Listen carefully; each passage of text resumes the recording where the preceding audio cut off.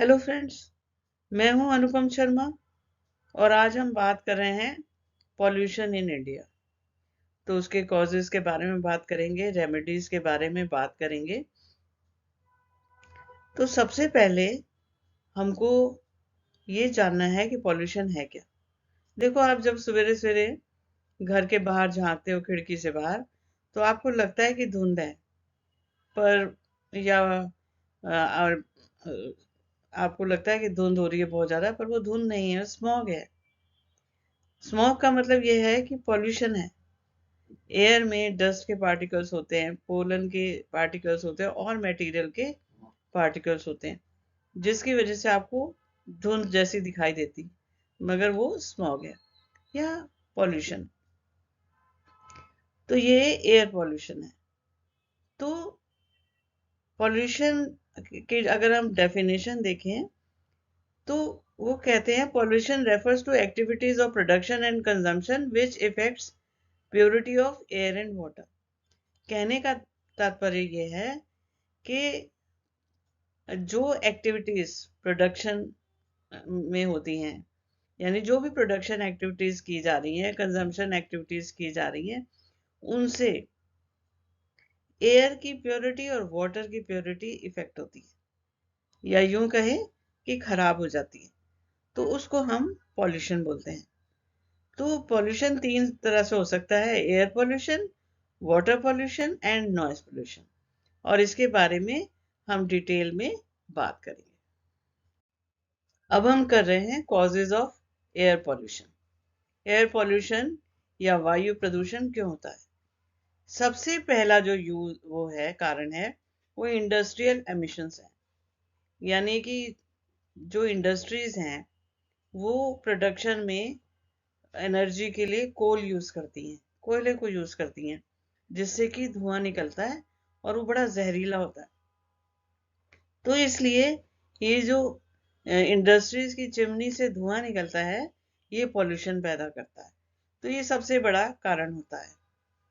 फिर जो लेदर और प्लास्टिक इंडस्ट्री है, ये जब लेदर का या प्लास्टिक का काम करती हैं तो पॉइजनस गैस जो है वो रिलीज करती हैं, इससे भी एयर पोल्यूशन होता है। फिर आता है वेहिकुलर एमिशन, यानी जो वाहन है, यानी कि आप कारें यूज कर रहे हैं, बसें हैं, ट्रक हैं, आप देखिए कितने ज्यादा सड़कों पर नजर आते हैं, रश है। और ये क्या यूज करते हैं? या पेट्रोल या डीजल। तो इससे जो ये धुआं एमिट करते हैं, उससे भी पॉल्यूशन होता है। फिर उसके बाद बर्निंग ऑफ क्रॉप रेजिड्यूज। आपने बहुत सुना होगा, पराली जलाने की बातें सुनी होगी। तो ये इससे क्या होता है कि ये सारा धुआं बहुत दूर दूर तक फैलता है। ये क्या है कि जब वो सारी हार्वेस्टिंग हो जाती है, उसके बाद जो बच जाता है रेजिड्यू वो कहलाता है। और उसको ये किसानों के पास और कोई ऑप्शन ज्यादातर होता नहीं है, तो वो उसको जला देते हैं। और जलाने से दुनिया भर में सारे आसपास के एरिया में धुआं हो जाता है, और ये पोल्यूशन का मेन कारण हो जाता है। कंस्ट्रक्शन एक्टिविटीज, जो भी आप घरों का, बड़ी बड़ी टाउनशिप्स बन रही हैं, बड़े बड़े टावर्स बन रहे हैं, बड़े बड़े शहरों का डेवलपमेंट हो रहा है, तो बहुत मकान बन रहे हैं, फैक्ट्रीज बन रही हैं, दुकानें बन रही हैं, तो इनसे जो है धूल बहुत उड़ती है।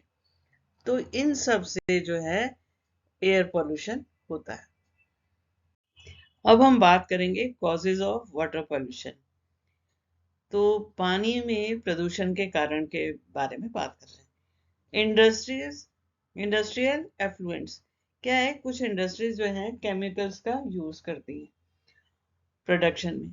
तो ये केमिकल्स सीधे रिवर्स में पहुंच जाते हैं और वाटर पोल्यूशन करते हैं।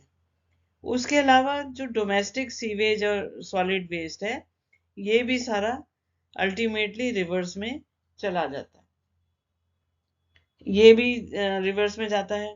फिर केमिकल फर्टिलाइजर्स एंड पेस्टिसाइड्स क्या होता है कि जब हम एग्रीकल्चर में फर्टिलाइजर, केमिकल फर्टिलाइजर्स का यूज करते हैं, और हम पेस्टिसाइड्स यानी कीटनाशक दवाइयां वो लोग जो डालते हैं, तो ये जो दवाइयां हैं और ये जो केमिकल्स फर्टिलाइजर्स में होते हैं, ये सब भी अल्टीमेटली रिवर्स में चले जाते हैं, तो इससे पॉल्यूशन होता है। और discharge from tanneries and dies, जो डाई इंडस्ट्री है उनके भी केमिकल सारे जो हैं वो पानी में चले जाते हैं। थर्मल पावर डिस्चार्ज, जो थर्मल पावर, जो कोयले का पावर, जो थर्मल पावर का यूज किया जाता है इलेक्ट्रिसिटी के लिए, उनसे जो राख निकलती है वो पानी में मिक्स हो जाती है और पानी में मिक्स होकर वाटर पोल्यूशन करते हैं। इस तरह से हमने देखा कि जो वाटर पोल्यूशन है उसके कारण देखे। एक बार देख लेते हैं इंडस्ट्रियल एफ्लुएंट से, यानी कि इंडस्ट्रीज से निकलने वाला केमिकल्स जो रिवर्स में चले जाते हैं। सीवेज और सॉलिड वेस्ट जो डोमेस्टिक घरों से भी जाता है, इंडस्ट्रीज से भी और घरों से भी जाता है, वो भी रिवर्स में चला जाता है।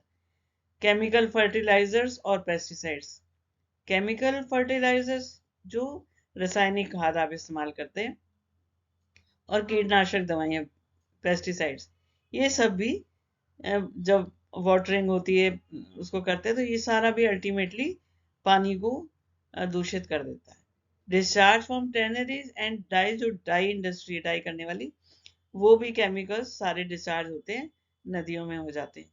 और थर्मल पावर प्लांट जो है, यानी जो पावर प्लांट कोयले का इस्तेमाल करते हैं, उनकी जो राख है वो भी पानी में मिक्स हो जाती है और सारी रिवर में फ्लो हो जाती है। अब हम बात करेंगे नॉइस पोल्यूशन की। तो नॉइस पोल्यूशन या ध्वनि प्रदूषण क्या है? जो हमारे कारें सड़कों पर चलती हैं, बसें चलती हैं, ट्रक हैं, मोटरसाइकिलें हैं, स्कूटर हैं, इन सब के जो इंजन हैं वो बहुत नॉइस करते हैं, शोर करते हैं। इसके अलावा ये हॉर्न बहुत बजाते हैं, रश बहुत होता है, ट्रैफिक बहुत है, लोग इम्पेशेंट हो जाते हैं और हॉर्न बहुत बजते हैं। सेकंड जो है इंडस्ट्रियल मशीनें, बड़े बड़े इंडस्ट्रियल यूनिट्स हैं, बड़ी बड़ी मशीनें हैं और वहाँ उन मशीनों का बहुत ज़्यादा शोर होता है। हाउस होल्ड अप्लायंसेज भी हैं, जैसे मिक्सी ग्राइंडर है, आपकी वॉशिंग मशीन है, घरों में म्यूजिक सिस्टम बहुत ज़्यादा ऊंची आवाज़ में चलते हैं, लाउड स्पीकर का प्रयोग किया जाता है, तो ये सब जो है पॉल्यूशन का कारण। फिर excessive exploitation of natural resources, हम अपने जंगलों का विनाश करे जा रहे हैं। हमें हमारे जो नेचुरल प्राकृतिक संसाधन है, नेचुरल रिसोर्सेज प्राकृतिक संसाधन है, उनको हम नष्ट कर रहे हैं। सबसे पहले जंगलों का विनाश हो रहा है, डिफॉरेस्टेशन कॉज्ड बाय इंडस्ट्री। बड़ी बड़ी इंडस्ट्रीज जब खुलती हैं तो उनको लकड़ी की ज़रूरत होती है, और अगर फर्नीचर इंडस्ट्री हो तो और ज़्यादा नुकसान होता है। फिर बड़े बड़े टाउनशिप्स डेवलप हो रहे हैं, सोसाइटीज़, फ्लैट्स बन रहे हैं, तो और उनके लिए लकड़ी की ज़रूरत होती है, तो वो जंगल कट रहे हैं। फिर उसके बाद पॉपुलेशन ग्रोथ है, जनसंख्या तो सबसे बड़ा कारण है जिसके कारण जंगलों का विनाश हो रहा है। कभी तो फ्लैट बनाने के लिए, घर बनाने के लिए ये लोग जंगलों को साफ करते रहते हैं और फ्यूल के लिए भी यूज़ करते हैं, तो लकड़ी का इस्तेमाल हो जाता है। Would use by house holds, जो गांव हैं वहाँ पर गैस अवेलेबल नहीं है तो वो चूल्हा जलाते हैं, तो उससे भी हमारे नेचुरल रिसोर्सेज जैसे कि ये जो जंगल हैं वो कटते रहते हैं। और रिवर प्रोजेक्ट्स जो हमारे बनते हैं उसमें भी लकड़ी का प्रयोग होता है। Impact on health and environment, इस पॉल्यूशन से एनवायरनमेंट को और हेल्थ को क्या इश्यूज होते हैं? एयर पॉल्यूशन से ज़्यादातर रेस्पिरेटरी प्रॉब्लम्स हो जाती हैं, सांस की बीमारी हो जाना, लंग्स की बीमारी हो जाना, बहुत ज़्यादा दमे की बीमारी हो जाना, खांसी वगैरह हो जाना, इचिंग वगैरह, इरिटेशन गले में होना, तो ये बीमारियां जो है इससे एयर पोल्यूशन से होती हैं। वाटर बॉर्न डिजीजेस हो जाती हैं, अगर वाटर पॉल्यूटेड है तो आपकी स्टमक से रिलेटेड प्रॉब्लम हो जाएंगी, लिवर की हो जाएगी, जॉन्डिस हो जाएगा, कॉलरा हो जाएगा, तो इस तरह की बीमारियां हो जाएंगी, डायरिया हो जाएगा। तो ये सब चाहे एयर पोल्यूशन से रेस्पिरेटरी प्रॉब्लम्स और वाटर बॉर्न डिजीज हो जाती हैं। बायोडाइवर्सिटी लॉस, होता क्या है कि जब जंगल बहुत ज़्यादा कटते हैं तो उससे हमारे जानवरों की प्रजातियां हैं, स्पीशीज हैं, और पक्षियों की स्पीशीज हैं, वो या तो खत्म हो जाती हैं, विलुप्त हो जाती हैं, या फिर बहुत कम हो जाती हैं, नष्ट होना शुरू हो जाती हैं। और सॉइल डिग्रेडेशन, जो ऊपर की उपजाऊ मिट्टी होती है वो नष्ट होना शुरू हो जाती है। ऊपर की मिट्टी बहुत उपजाऊ होती है, या तो फ्लड से या हवा से, पानी से बह जाती, और या अगर कहीं पानी खड़ा हो गया है तो उसमें जो न्यूट्रिएंट्स हैं वो खत्म हो जाते हैं। तो ये इम्पैक्ट है आपका एयर पोल्यूशन का और वाटर पोल्यूशन का। अभी तक हमने बात करी कि पोल्यूशन या प्रदूषण क्यों होता है। अब हम इसके सॉल्यूशन के बारे में बात करेंगे, किस तरह से पोल्यूशन को खत्म किया जाए या कम से कम किया जाए। तो पहला ले रहे हैं, promoting clean energy sources like CNG and PNG and LPG. CNG क्या है, जो कंप्रेस्ड नेचुरल गैस, ये बसों में और वाहनों में यूज हो सकती है, कारों में यूज हो सकती है, बहुत कुछ किया भी जा रहा है, लेकिन अभी बहुत कुछ करने की जरूरत है। एलपीजी गैस, जो घरों में गैस इस्तेमाल की जाती है, उसका गांव में भी प्रचार हो ताकि वो चूल्हे ना जलाएं, लकड़ी ना जलाएं, बल्कि एलपीजी का प्रयोग करें। फिर पीएनजी है, प्रेस नेचुरल गैस, जो कि पाइप्स के सहारे घरों में आती है गैस, उसका प्रयोग कर सकते हैं।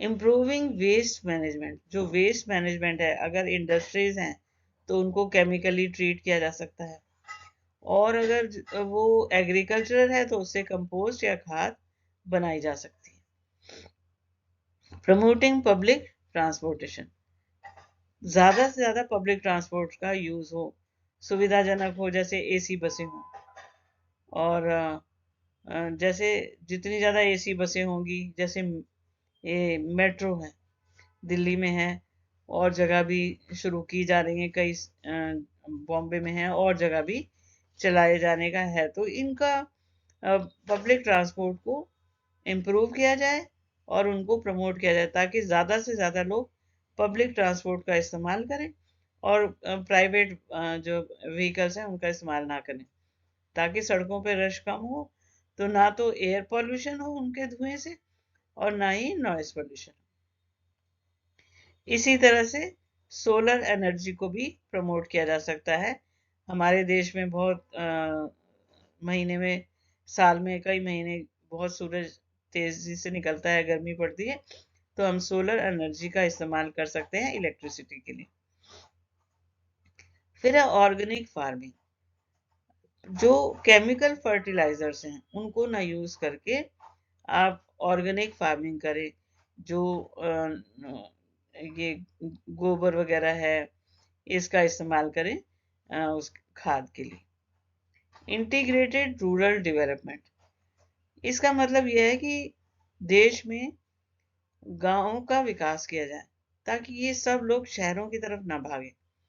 शहरों की तरफ भागते हैं तो सारा इंफ्रास्ट्रक्चर पर दबाव पड़ता है, चाहे वो सड़कें हों, चाहे ट्रांसपोर्ट सिस्टम हो, इलेक्ट्रिसिटी हो, कुछ भी हो, तो गांवों का भी विकास साथ के साथ हो।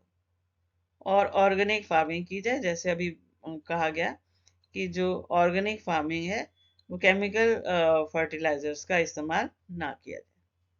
पोल्यूशन कंट्रोल के लिए रेगुलेटरी मेजर्स इस्तेमाल किए जाने चाहिए, और किए जाते भी हैं। सरकार ने 1986 का कानून बनाया था, जिसमें कानून बनाया गया था, और लेकिन इसका सख्ती से इस्तेमाल करना चाहिए ताकि सभी लोग इसका पालन करें। और एमिशन स्टैंडर्ड्स हैं, इनको मेंटेन किया जाए, जैसे कि आप कारों में पीयूसी का आपको सर्टिफिकेट वगैरह लेना पड़ता है, इसको सख्ती से लागू किया जाए और स्टैंडर्ड्स को मेंटेन किया जाए। पॉल्यूशन कंट्रोल बोर्ड्स जो हैं ये हर स्टेट में हैं, इनके कार्य प्रणाली को दुरुस्त किया जाए। तो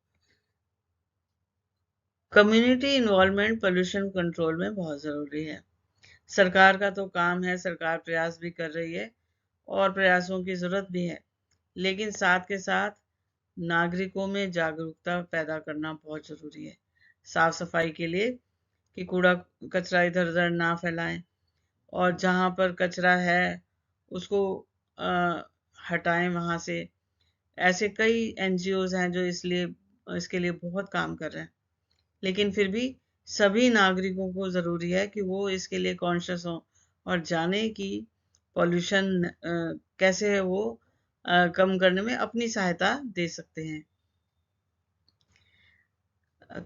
community cleanup initiated single use plastic, ऐसे चीज़ों का प्लास्टिक का इस्तेमाल करें जो एक बार इस्तेमाल होके फेंके जाएं। अब आप देखिए कई बार आपको सरकार करती है कि प्लास्टिक की थैलियों का इस्तेमाल नहीं करना है। तो ये सब चीज़ें इसीलिए हैं कि जो लोग हैं वो सतर्क हों, लेकिन लोग भी इन कानूनों को माने और प्लास्टिक का इस्तेमाल ना करें। प्रमोटिंग सस्टेनेबल लिविंग, इसका मतलब यह है कि उतना ही प्राकृतिक संसाधनों का इस्तेमाल करें जितना ज़रूरी हो, यानी कम से कम हो। अगर हम ऐसा करेंगे तो संसाधन बचे रहेंगे और हमारी फ्यूचर जो जनरेशन है वो भी इन संसाधनों का प्रयोग कर पाएगी।